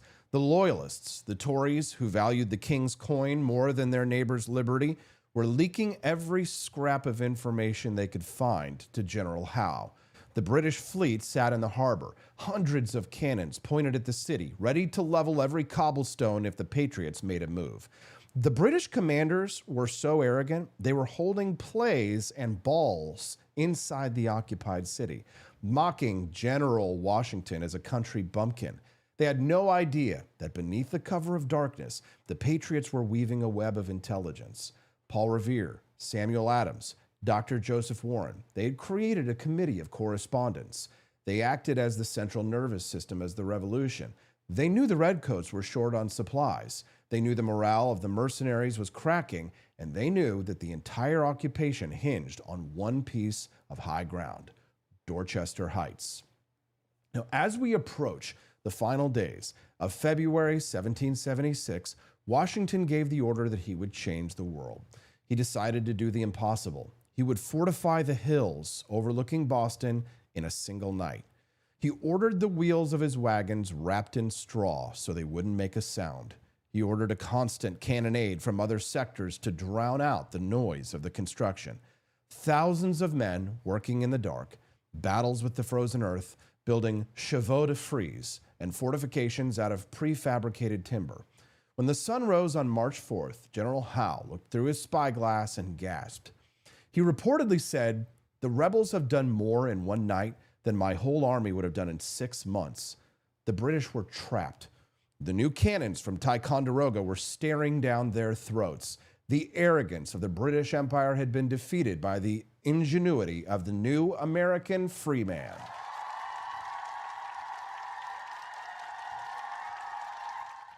This is the story we need to remember as we face the bananas and the crony capitalists of 2026. Liberty is never given. It's built in the dead of night against impossible odds and violent opposition. Those patriots in Boston didn't wait for a permit. They didn't sue their neighbor for changing the rural character of the hillside. They broke the rules, they broke the ice, and they broke the chains of an empire because they recognized that individual liberty is the highest calling of the human spirit. We stand on the shoulders of titans like Sam Adams, the man who organized the Tea Party, and John Hancock, the man who signed his name so large the king could read it without spectacles. They risked the halter and the noose so that we could sit here 250 years later and discuss the future of the American dream. We are not descended from fearful men. We are descended from builders, from producers, from makers, from the ones who dragged cannons across mountains to defend their natural rights.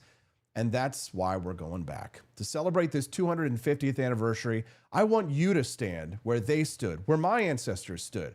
On May 1st and 2nd, 2026, this year, I am leading Peterson's Patriots on an epic tour of revolutionary Boston. We're going back. We're going to walk the Freedom Trail. We're going to stand on the site of the Boston Massacre, and we're going to dine at the Bell in Hand Tavern and drink a beer and raise one in one of the oldest bars in America. I want you to see the old State House, the Granary Burying Ground where Revere and Adams rest, and we're going to step aboard authentically restored tea ships. This isn't just a vacation. This is a pilgrimage to the source code of freedom. Tickets are $500. Kids under 18 attend free. We have group discounts. We have subscriber discounts available at 4libertyshop.com. That's the number 4, libertyshop.com. If you can't make the trip, you can still be part of the legacy by grabbing some of the official tour merch, from ceramic steins to our Adams's Patriotic Perk coffee. 573-310-586 to secure your spot. If you want to get in touch, 573-319-1586. We have got the number of Patriots that we need to make it happen, so we will be in Boston.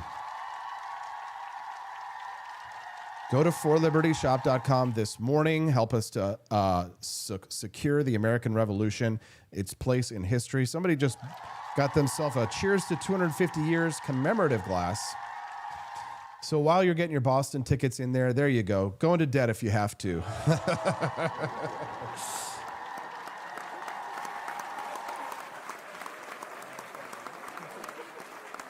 Isn't that nice?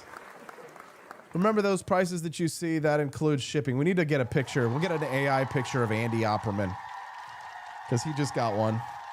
So I don't know if that puts us any closer to the bonus content. We're going to take a real quick break. When we get back, I will sum all this up, make my final statement, answer any questions you may have. It's the Wake Up America show, and you're watching the 4 Liberty Network.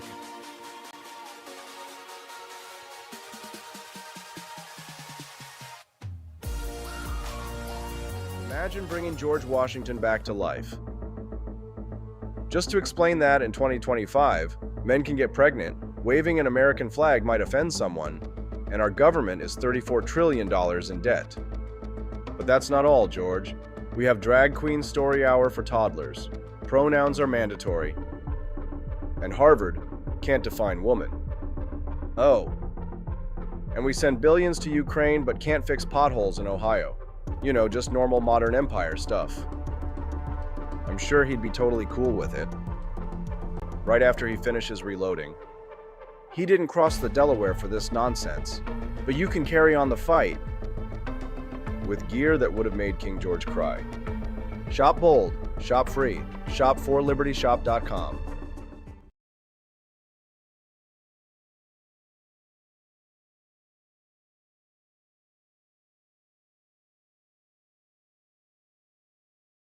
Patriots, listen up. The sun's out, the shades are on, and the Gulf of America is wide open for business. This summer, don't show up to the beach looking like a landlocked liberal. Gear up with the Gulf of America collection. Towels, tumblers, shirts, hats, fanny packs, because nothing says freedom like cannonballing into liberty with style. Whether you're grilling burgers, catching waves, or just flexing on social media, do it draped in stars, stripes, and pure American greatness. The Gulf of America isn't just a place, it's a lifestyle. Hit 4libertyshop.com and roll into summer like the Founding Fathers just handed you the keys to the coast. Beaches. In a city where businesses never sleep, the technology still crashes. When technology turns criminal, they send up the signal. He's not a myth, and he's definitely not your nephew who knows computers. He installs, he protects, he backs it up, he keeps your business online and out of trouble. Managed IT, security, cloud, support that actually answers the phone. Layer 8 tech. When your network breaks, he wakes. Call Drew before your tech needs a rescue signal.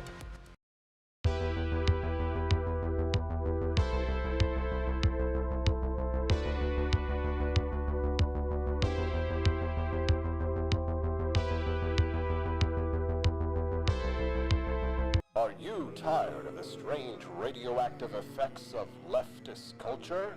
Do you ever wonder what happened to good old-fashioned American values? Well, fear no more, because there's a new force fighting back against the cultural rot of today. Introducing Culturama, a right-of-center talk show that's taking back the future today. Hosted by none other than blonde bombshell herself, Daniela Pensack. She's not just talking, she's taking culture back. With sharp takes, brilliant guests, and a few surprises along the way. Tune in to the live video podcast twice a week, because the future doesn't have to be weird. It can be Culturama.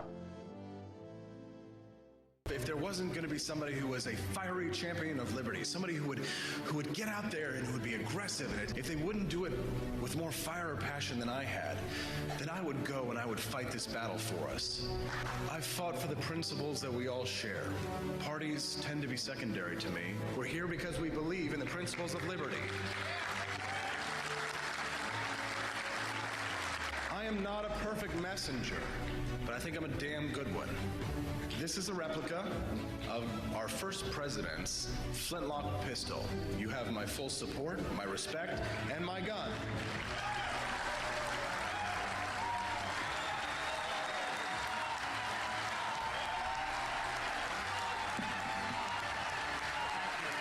I think that the heart of my philosophy is much more libertarianism than well, that's the fashionable word these days, I guess. A conservative is no longer just that. He's a libertarian, and always has been.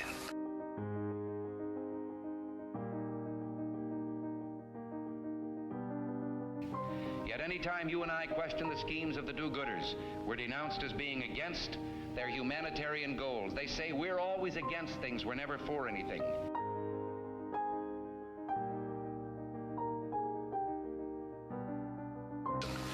What is fascism? Fascism is private ownership, private enterprise, but total government control and regulation.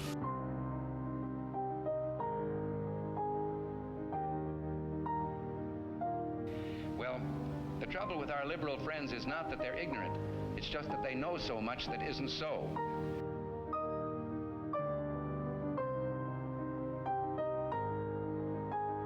If we lose freedom here, there's no place to escape to. This is the last stand on earth.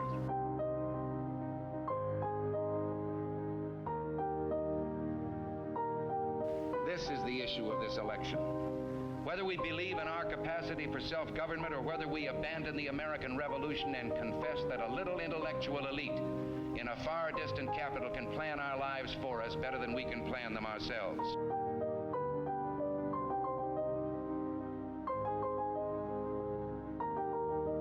The conservative, so-called, is the one that says less government, get off my back, get out of my pocket, and let me have more control of my own destiny.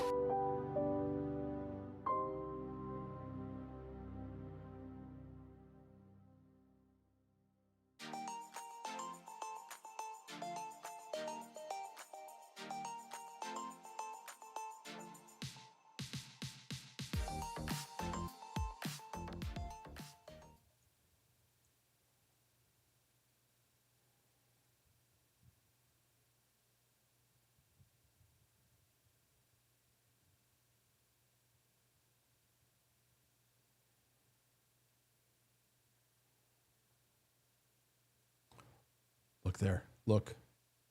Right there. Did you see that? Watch.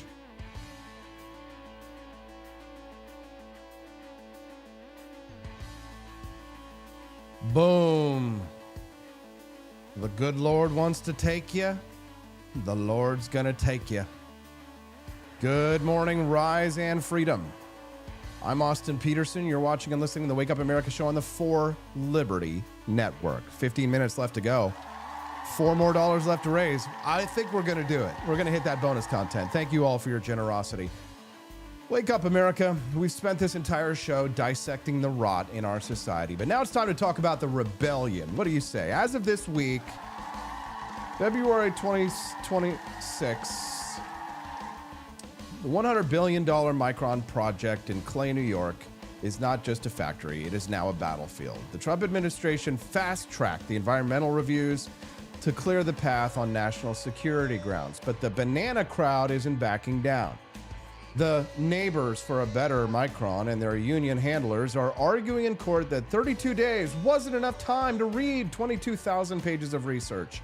They're demanding a total halt to construction over 200 acres of wetlands while China is building chip fabs in record time. We're witnessing the veto state trying to overrule the builder state.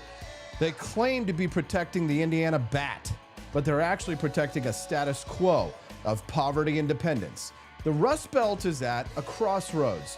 Do you want to be a semiconductor superpower, or do you want to be a wetland museum for a town that no longer has a future? And while the working class is blocked from building at the bottom, the elites are extracting wealth at the top. The data from the last 14 days is staggering. As H.R. 7008, the Stop Insider Trading Act, moved to the union calendar on February 3rd, the panic in the cloakrooms reached a fever pitch. We now know that nearly 50% of the 119th Congress owns individual stocks. And they aren't just rebelling themselves against the ban, they're trying to gut it. The good government groups are already warning that the current version of the bill has gaping loopholes for ETFs and private equity. They want to ban you from seeing what they're doing while they continue to profit off the very industries they're shutting down with banana regulations. It's a circle of corruption. They pass the laws that block the factories. They short the stocks of the companies that fail. And then they buy the dip before the bailout. This is the ultimate shakedown, and nobody's talking about it except us here on the Wake Up America show. No other show frames this issue as it is. Is there another stinking podcast, legacy media show, anything, anywhere that sees the rot, the true corruption of how this is? They may say, well, Nancy Pelosi got rich. But are they tying it to how they are destroying the economy and building and making bets based on the destruction, and then having the taxpayer pay to bail it out and then trading on that knowledge as well? No, are they telling you that? They're not telling you that part. They're not telling you. You want to watch some bullshit? You go watch Candace Owens. You want to hear the real shit? It's AP for Liberty. The most insidious part of this corruption in our society, in this banana republic, it isn't even the money, it's the control. As Camellia Peterson was talking to us earlier, we talked about the emotional labor regulation. So by March of this year, New York and DC are implementing pay stub transparency laws that are the first step towards auditing your office relationships.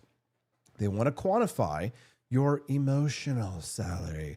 They're literally proposing that if a job requires surface acting, which is bureaucratic speak for being polite, you should get hazard pay. I'm not kidding. That is a real thing happening right now. You're laughing. You're laughing? You think it's funny? Am I a clown? Do I amuse you? The left is trying to turn the American workplace into a therapy office where every smile is a transaction and every birthday cake is a potential lawsuit. This is how a civilization dies. You take the organic, human, voluntary interactions that build a community and you revise them into a government-mandated spreadsheet. They want you lonely, they want you subsidized, and they want you dependent on a bureaucrat to tell you if your vibes are compliant. We're trading our souls for a stay or pay ban and a virtue signaling bonus. When the weight of this nonsense feels too heavy, look back 250 years to this very week. On February 28th, just 2 days from now, Cambridge, Massachusetts will commemorate the arrival of Henry Knox. Think about the scale of his achievement. No permits, no environmental impact statements, no emotional labor bonuses, just a bookseller and a bunch of oxen dragging 60 tons of iron through the slush because liberty was on the line. Washington didn't ask for a community benefits agreement before he fortified Dorchester Heights. He just built the damn fortifications. That's the builder ethos that created the greatest nation in human history. The men who marched with Knox weren't worried about their emotional salary. They were worried about their children being born into slavery under a mad king.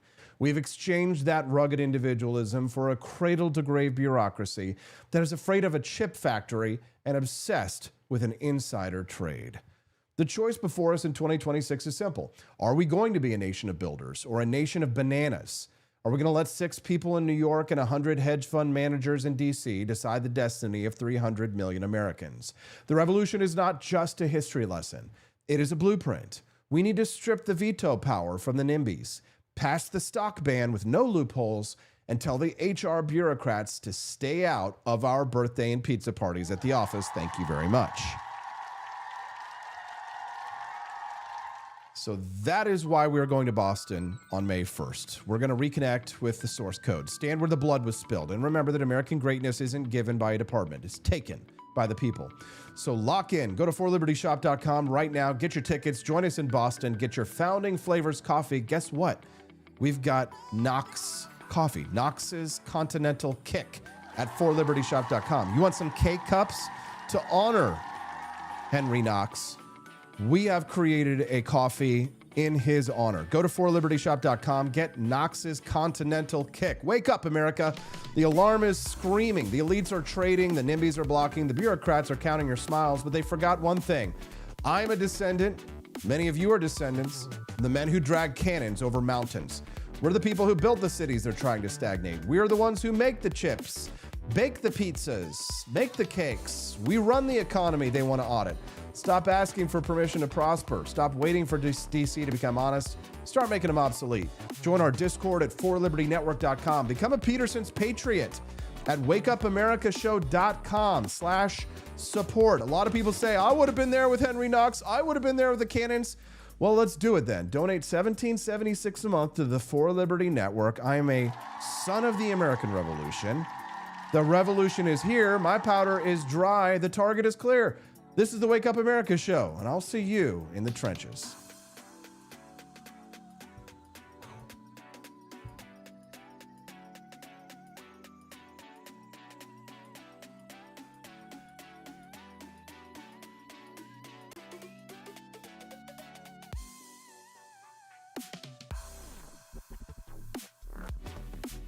Shadowed mists of colonial America, where 13 fragile colonies clung to the edge of a vast wilderness. A storm was brewing. It was the mid-18th century, and the British Empire, flushed with victory over France in the 7 Years' War, turned its gaze inward. King George III and his Parliament, burdened by war debts, imposed taxes on their American subjects, stamps on paper, duties on tea, acts that choked the spirit of a people who had tasted self-reliance. No taxation without representation became the rallying cry, echoing from the taverns of Boston to the plantations of Virginia. Men like Samuel Adams and John Hancock fanned the flames of discontent, forming secret societies like the Sons of Liberty, while philosophers like Thomas Paine penned words that ignited souls. These are the times that try men's souls. Yet the path to revolution was paved with blood. In 1770, on a crisp March evening in Boston, tensions erupted in what history remembers as the Boston Massacre. A mob of colonists, taunting British soldiers guarding the customs house, hurled snowballs laced with stones. In the chaos, a shot rang out, then a volley. 5 Americans lay dead in the snow, including Crispus Attucks, a runaway slave turned sailor, the first martyr of the cause. This anecdote, whispered in hushed tones across the colonies, transformed outrage into resolve. Paul Revere's engraving of the scene, though dramatized, spread like wildfire, portraying the redcoats as butchers and fueling the fire of independence. As grievances mounted, the spark finally ignited on a fateful night in December 1773. Disguised as Mohawk warriors, Bostonians boarded British ships in the harbor and dumped 342 chests of tea into the salty waves. The Boston Tea Party, a brazen act of defiance that prompted Parliament's wrath. The intolerable acts followed, closing Boston's port, quartering troops in homes, and stripping Massachusetts of self-governance. The colonies united, convening the First Continental Congress in 1774, where delegates like Patrick Henry thundered, "Give me liberty or give me death." But words alone could not stave off war. By April 1775, British General Thomas Gage, ensconced in Boston, received orders to seize colonial arms stored in Concord. Under the cloak of midnight, 2 lanterns flickered in the steeple of Boston's Old North Church. 1 if by land, 2 if by sea.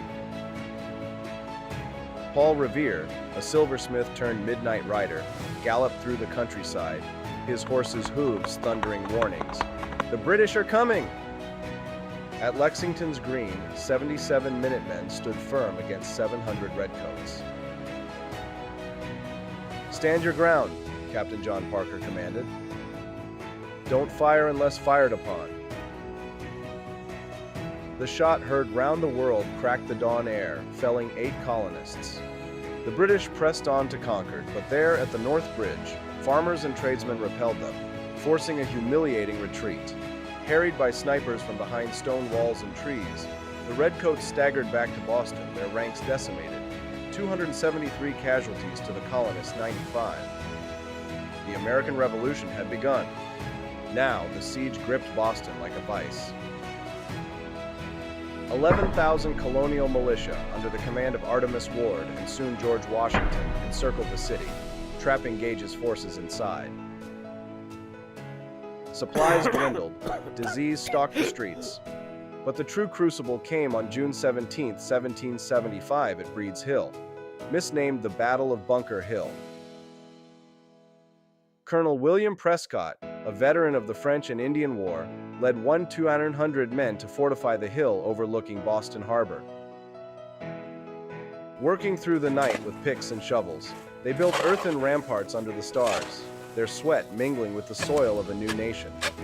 As dawn broke, British warships unleashed a barrage, setting nearby Charlestown ablaze in the inferno that lit the sky. Gage, peering through his spyglass, vowed to crush this rebellion. 3,000 redcoats advanced in precise lines, their bayonets gleaming, drums beating a relentless tattoo. Prescott, pacing the redoubt, issued his immortal order. "Do not fire until you see the whites of their eyes." The colonists held, their muskets steady. When the British closed to 50 yards, a devastating volley erupted, mowing down the front ranks like wheat before a scythe. Officers fell, soldiers crumpled. Twice the British charged, twice they were repulsed, the hill slick with blood. Here unfolds a tale of heroism that echoes through the ages. Amid the smoke and thunder, the British officer who had fired the first shot at Lexington led the third assault. But as he crested the rampart crying, "The day is ours," a musket ball struck him down, fired by a free black man fighting for liberty in a land that still chained his brethren. Salem's shot turned the tide, buying precious moments for the colonists to retreat as ammunition ran dry. Though the British claimed the hill, it was a Pyrrhic victory, over 1,000 casualties, including 226 dead, compared to the Americans' 450. "Another such victory," quipped one British general, "and we are utterly undone." The siege dragged on through a brutal winter, but ingenuity prevailed. In a daring feat, Colonel Henry Knox hauled 59 cannons from distant Fort Ticonderoga across frozen rivers and snowbound mountains, a 300-mile odyssey that fortified Dorchester Heights overnight. On March 5th, 1776, Gage awoke to find American guns trained on his city. Evacuation was inevitable. On March 17th, Evacuation Day, the British fleet sailed away, leaving Boston free. This victory, born of grit and sacrifice, propelled the colonies toward the Declaration of Independence that July, forging a nation from the fires of revolution. The Battle of Boston was not just a clash of arms, it was the dawn of an epic saga, where ordinary men and women rose to defy an empire, their legacy a beacon of freedom that still illuminates the world.